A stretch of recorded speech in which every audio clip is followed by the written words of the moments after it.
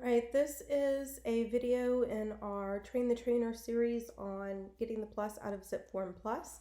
And this video is going to teach you more about adding forms and folders to a template.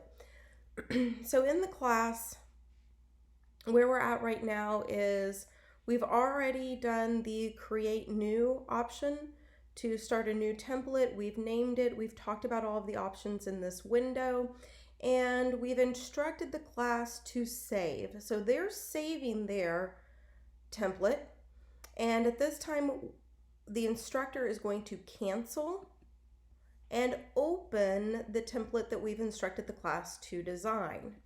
So I want the instructor to have the completed template open, okay? And this is where you're going to instruct the class and say, all right, so right now we are all inside of the template that we just created, the SFR listing template. You can see that information here up at the top left-hand side of the screen. And your screen will look slightly different than mine because you won't have documents added yet or folders created.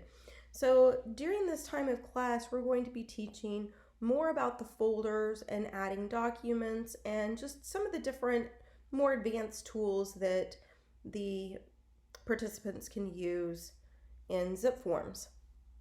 So what we're going to start off talking about is adding documents, and then we'll get into adding the folders. And when you talk about adding documents, there are two different buttons on the screen for accessing the documents you're adding. So at the top right-hand side of the screen, I'm going to tell the class, of course, I want you to watch right now. Just watch. We're going to add the documents in a few minutes, but I want to explain a few things first. So at the top right-hand side of the screen, you have the option for all forms, and this is where you can access your form libraries, whether it's the TAR forms, TREC, NAR, ABOR, whatever forms you need to use. Okay, that's the form libraries. On the left-hand side of the screen, you'll have an option that says Add Doc. I'm going to go ahead and click on that so you can see what this looks like. The Add Doc button allows me to browse for a document that's saved to my computer so I can upload a PDF. There are some great examples, real life examples of PDFs that can be added into a transaction or template. And a few of those would be, some of the examples I use are the Austin Energy audit forms. So if I wanted to be able to email those forms over to a client from zipForms, I could do so. I could even have them initial or sign those forms if I wanted acknowledgement that they received them. So Austin Energy audit forms are a good one to use as an example. We'll be talking about that more during this video. And of course, another good example is on the lease side when you're representing a tenant. So when I represent a tenant for a lease, if I want to get paid, I will need to send to the listing agent, or if it's an apartment complex or property manager, whoever it is, I will need to send to them my company's W-9 that's been signed by the company owner, as well as a lease commission invoice. So I would have those uploaded as a PDF that I can send over to them, and it's associated then with that transaction. Okay. Notice you can also create a placeholder for a document that's going to be added later. The Add Form option will open up the form library that I already showed you. And then you do have some different options for accessing documents that would be on one of the clouds that's shown here. Okay. So the ones that we're going to be using today is the All Forms library, as well as uploading a PDF. So we're going to experiment with both of those. I'm going to go ahead and cancel out of this window. At this time, you would want to go ahead and instruct the class to look in their booklets and open up to the page that shows the SFR listing template, the documents to add to that template. So this list of documents is a list that was compiled with the help of brokers.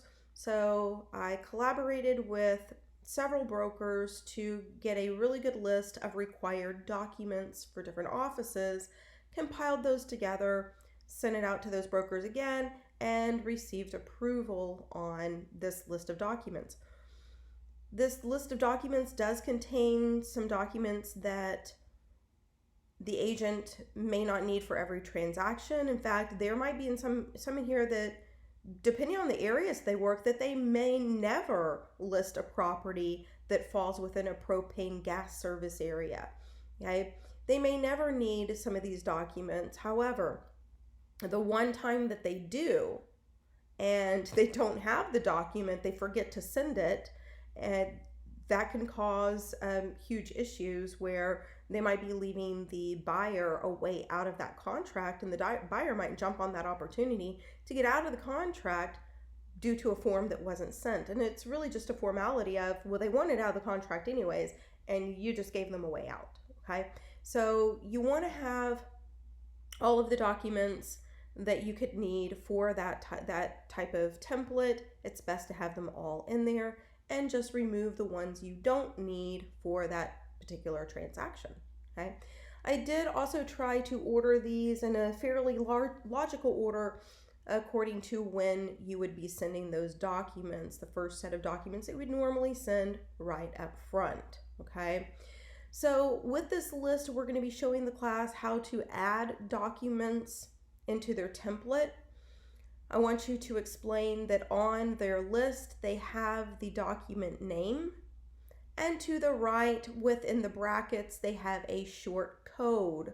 I will be showing them where they can search by the short code rather than typing out the entire document name. Okay. At the bottom of this particular template, you do have some information down here about the Austin Energy audit forms, when they're required, etc. We'll talk about this more in a little bit. All right, so I'm going to go ahead and minimize that list. Again, that will be in the booklets for the class to utilize. And we're going to start adding documents at this time. Everybody's going to work at a different pace, teach to the median. Okay, you're always going to have one person who's really fast, one person who's a bit slower than everybody else, and we just want to stay on point with how much time we have in class. Okay, so give them 5 minutes or so. They should be able to add the documents within that amount of time. We're going to be going to the All Forms menu at the top right-hand side of the screen. I'm going to go ahead and click All Forms. And on this screen, the first thing that we're going to see is my system is opening up to the Texas Realtor forms as a default, because I do have that default set in my settings. You can always offer to show somebody during a break, after class, or send them some additional information on changing those settings if they need to. However, this is supposed to be an advanced class. So if they need to change to a different library, they'll just use the drop-down menu to do so. Okay. Below that is where they can search by form name, description, or that code. So that little short code I put in the brackets at the end of each form name will work beautifully right here. With the searching by name, I do like to mention to the class that they've made some system improvements in this area. It used to be that you have to type in the form name exactly as it was on the form, and sometimes the form names didn't really make a whole lot of sense. They weren't exactly what you expected for that form, so it would be a bit confusing. They've made some improvements where this search option does a contain search, so it's looking for a particular word in the form name.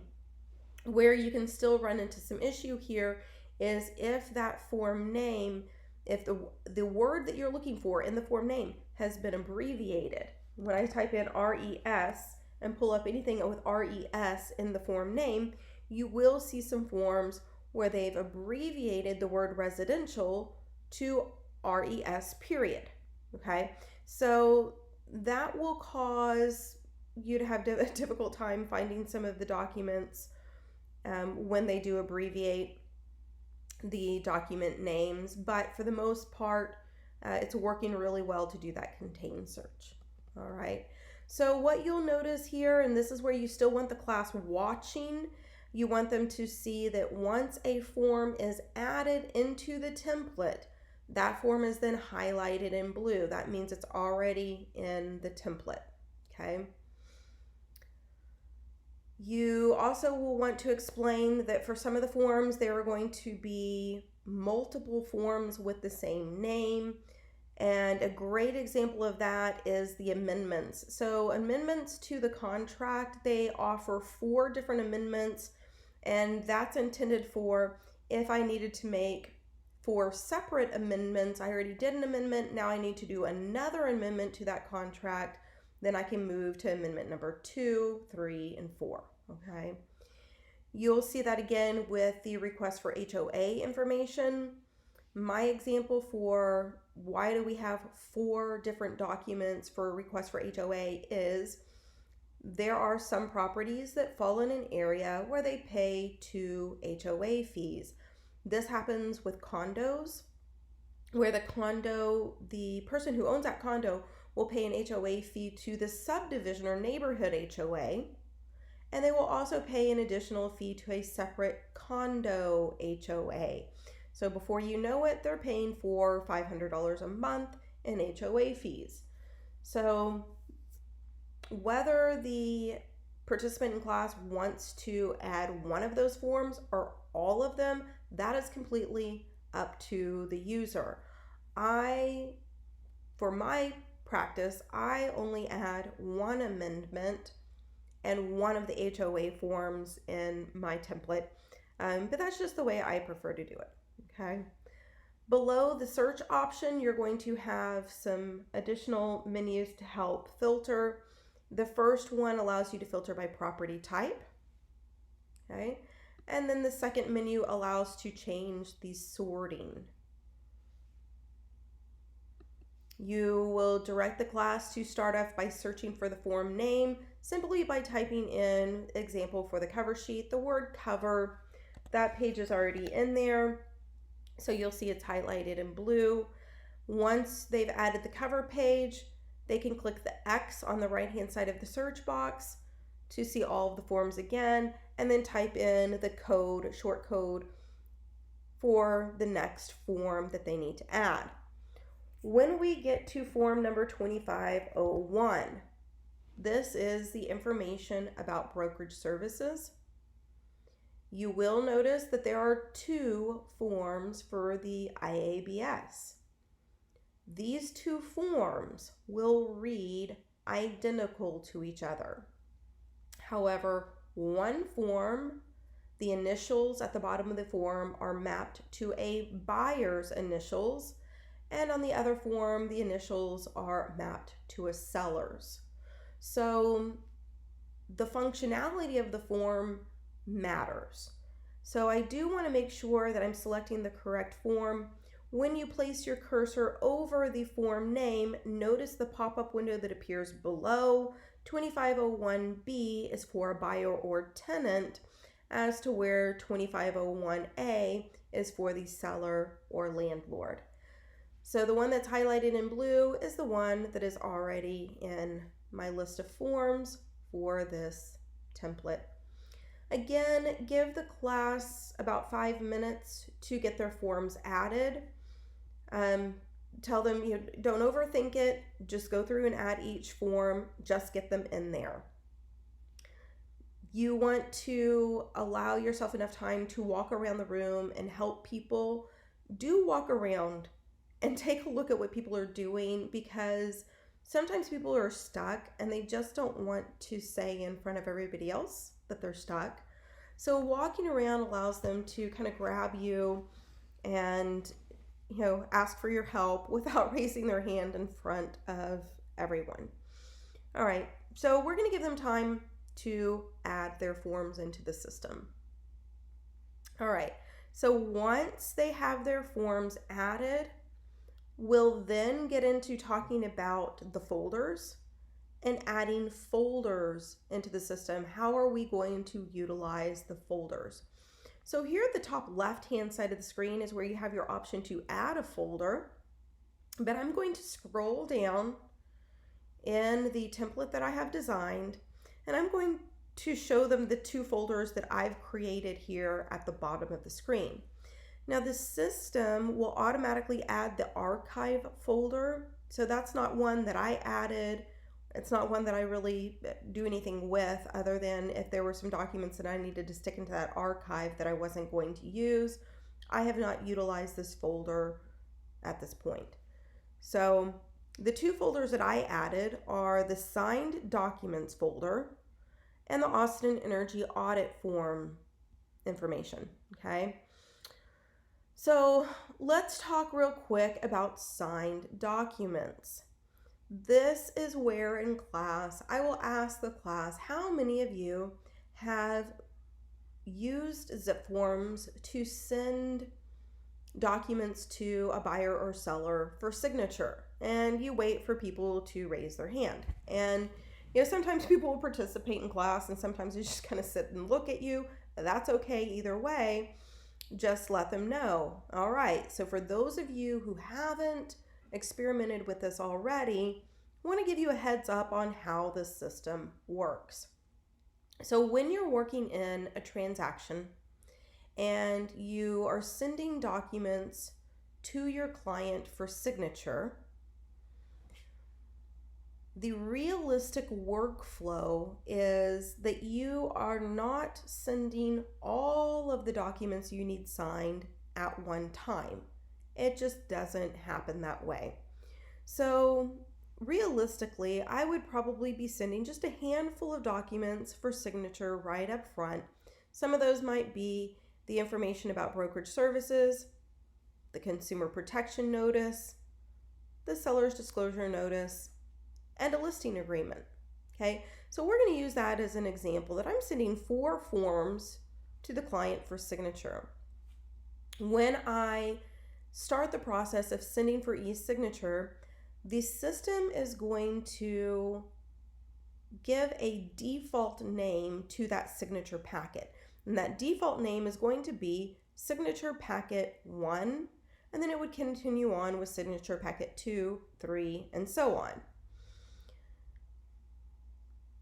When the documents are complete and they've signed all 4 of those documents, the system will then send those back into that zipForm transaction, not in the template, but in the transaction. It's sending those forms back into zipForms. The ones that are signed, you'll be able to see the client's signature on those forms, but the system is going to create a folder for those documents. And the auto folder that the system creates would be called signature packet 1. Okay, as you continue with the transaction and you're sending additional forms, you at some point get an offer, you send that offer to them for signature, etc. By the end of the transaction, you will probably have 4 or 5, sometimes even more, signature packets created. So I would have, say, 5 different signature packets, all named signature packet 1, 2, 3, 4, and 5. Well, when I need to go find one specific document, for me personally, it drives me insane having to go through 5 different folders to find that one document that I need. Okay, so I'm particular about organization, and the way I like to use the system is in the templates, I create a signed document folder. So when this template is applied to a transaction, that transaction has a signed document folder within it.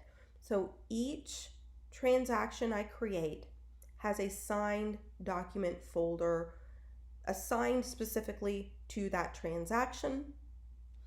When I send for signature, I tell the system I want the documents in this transaction to be returned after signed to the signed document folder in this transaction.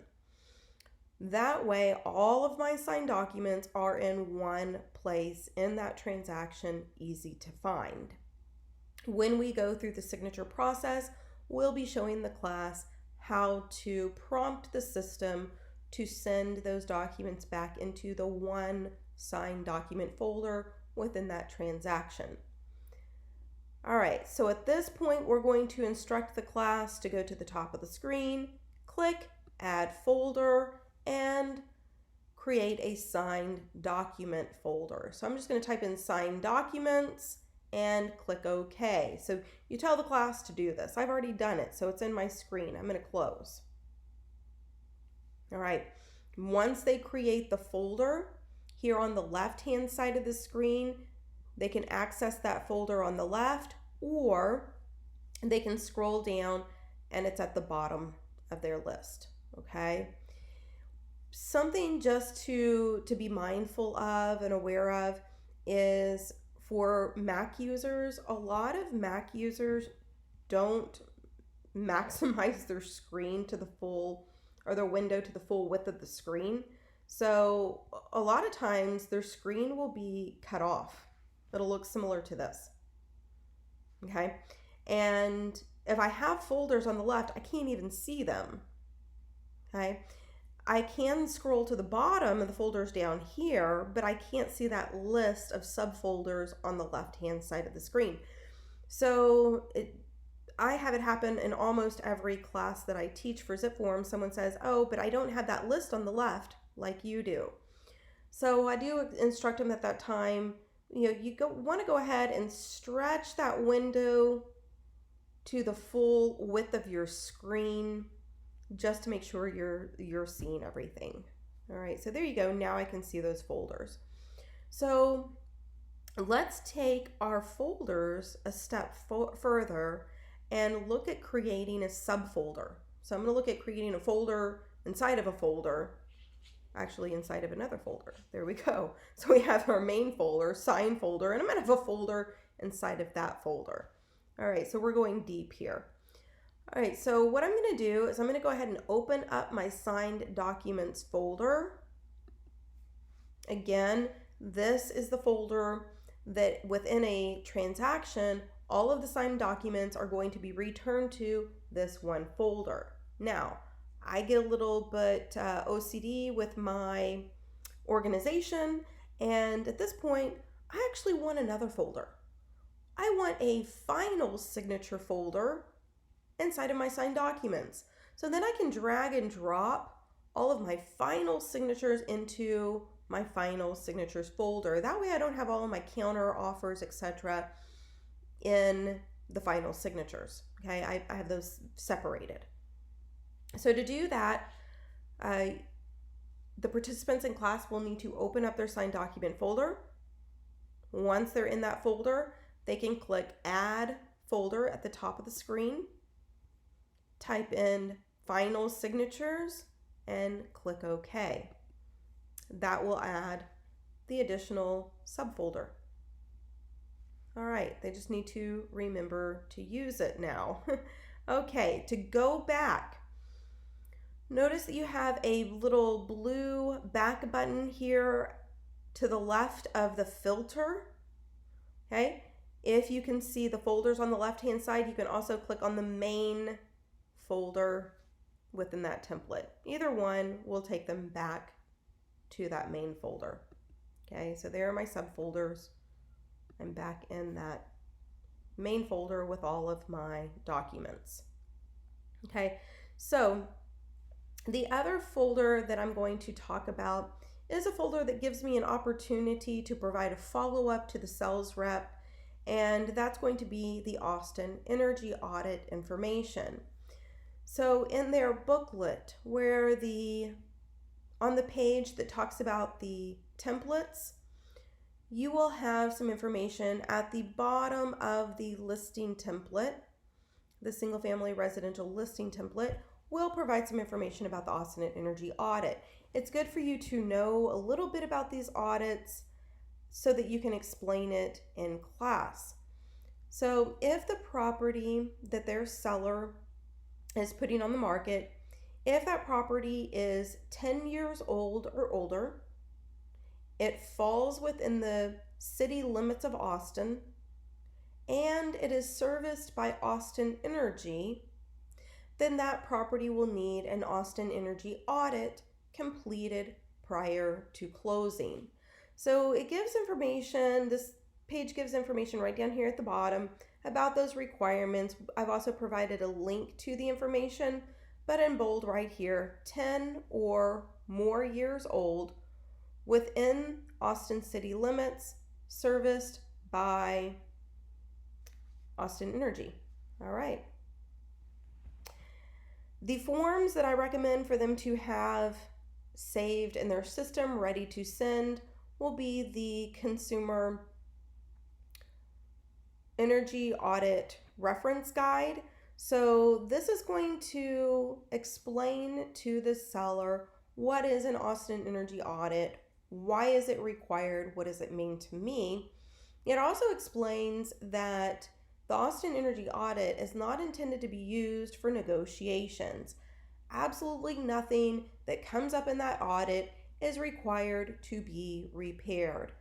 Now, if there was something similar that came up on an inspection and the inspection was saying this needs to be repaired, or the lender was saying that needs to be repaired before we're going to go through with this loan, then that would be a different story. But the Austin Energy audit itself is not supposed to be used for negotiation purposes. There's also going to be a guide on understanding the actual audit. How does your client read the audit? And there will also be a list of professionals who perform those audits. So these are inspectors, but not all inspectors are considered an energy audit professional.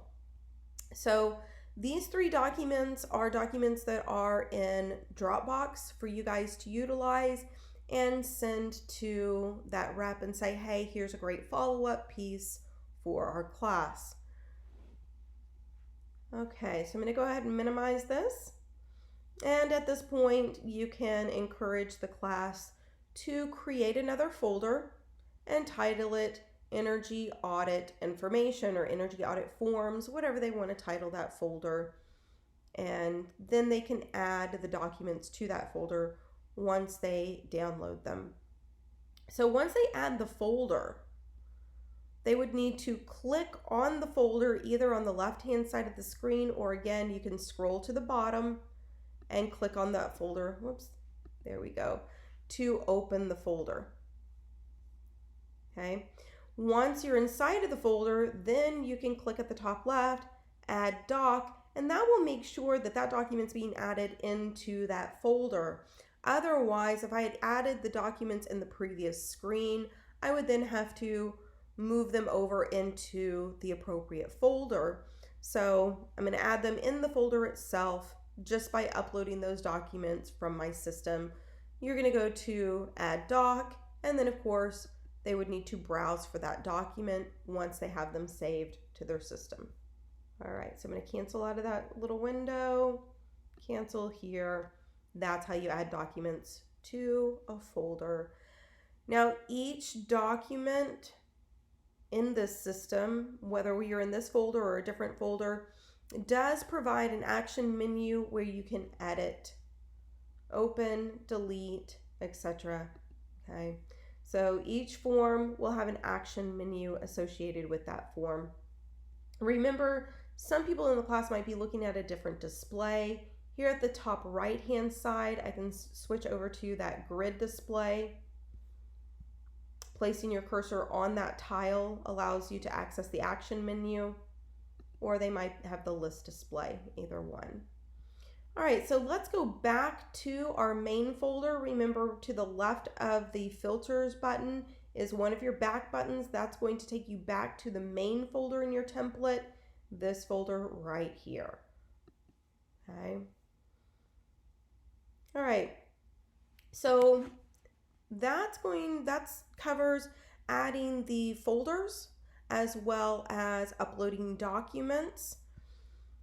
We did talk a little bit on one of the other screens about the options here at the top right hand side, but let's mention them in this video as well. Notice you have an organize option, and then you also have your display option. So I can change from that grid display to the single line display at any time. Organize allows us to drag and drop and move documents if I want them in a different order. I click organize, I can move them up or down just by dragging and dropping the forms. Just make sure that once you've reordered that you click done organizing at the top right hand side of the screen. So that completes adding folders and documents into your template. Thanks for watching.